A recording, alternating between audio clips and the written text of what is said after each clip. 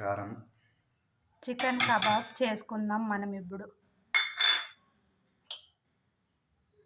Salt, కారము,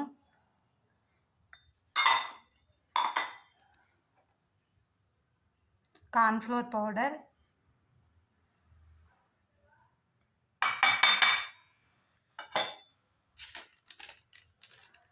ఇప్పుడు chicken kebab మసాలాను, చికెన్ మసాలా,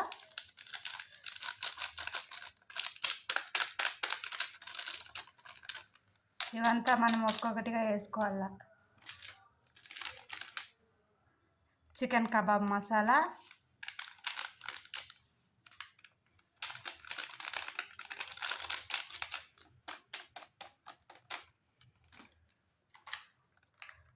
అల్లం వెల్లుల్లి పేస్ట్,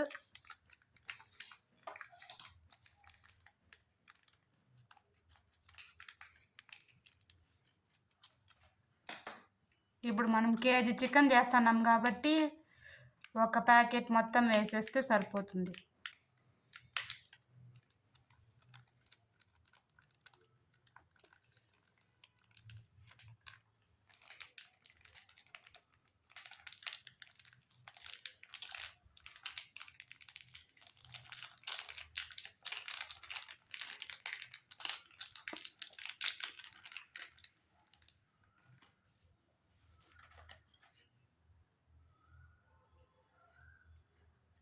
నిమ్మకాయ అద్దం ఉప్పు,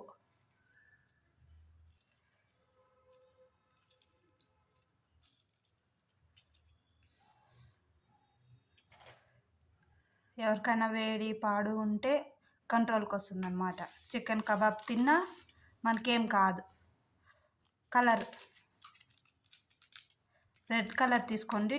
కలర్ బాగా మన కలర్ చూస్తాం కాబట్టి కలర్ బాగా కనిపిస్తుంది అట్రాక్టివ్గా.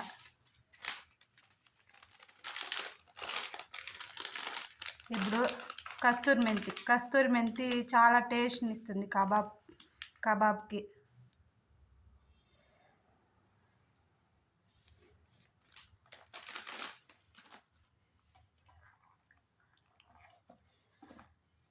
ఇప్పుడంతా బాగా మసాలాలన్నీ బాగా పట్టేట్టుగా చికెన్ ముక్కలకి కలుపుకోవాలన్నమాట. ఎంత బాగా కలిపితే అంత బాగుంటుంది కబాబ్. ఇలా మసాలాలు వేసి ట్రై చేయండి, చాలా బాగుంటుంది. సింపుల్గా రెసిపీ బాగా ఫాస్ట్గా అయిపోతుంది అన్నమాట.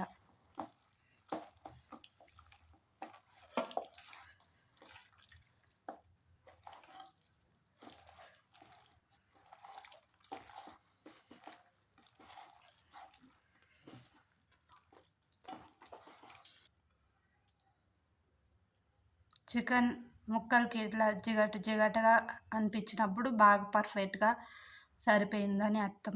మసాలాలన్నీ కబాబ్ స్టేజ్కి వచ్చినట్లు. ఇప్పుడు దీనిని అర్ధగంట సేపు తర్వాత అలాగే వదిలేద్దాం ప్లేట్ మూసి. ఇప్పుడు నూనె కాగిపోయినాక ముక్కలు ఒక్కొక్కటిగా వదలాలన్నమాట.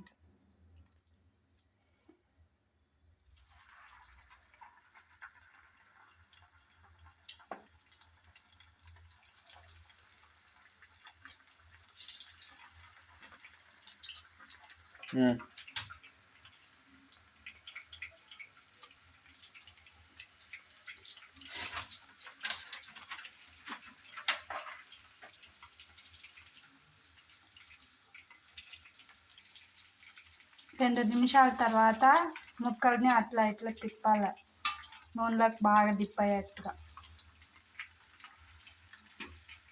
మనం ముక్కలు వేసిన వెంటనే కదిపేస్తే దాంట్లో ఉండే మసాలా అంతా అడుగు బాగా అంటకపోతుంది కాబట్టి కొంచెంసేపు ఆగినాక కలపాలన్నమాట.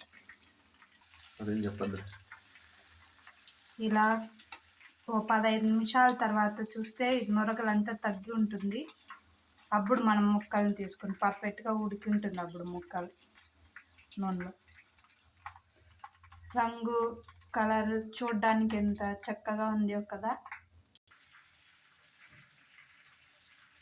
ఇలా ఉంటుంది.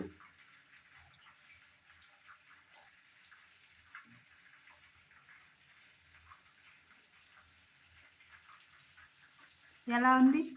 సూపర్ ఉంది. బాగుందా టేస్ట్? బాగుంది.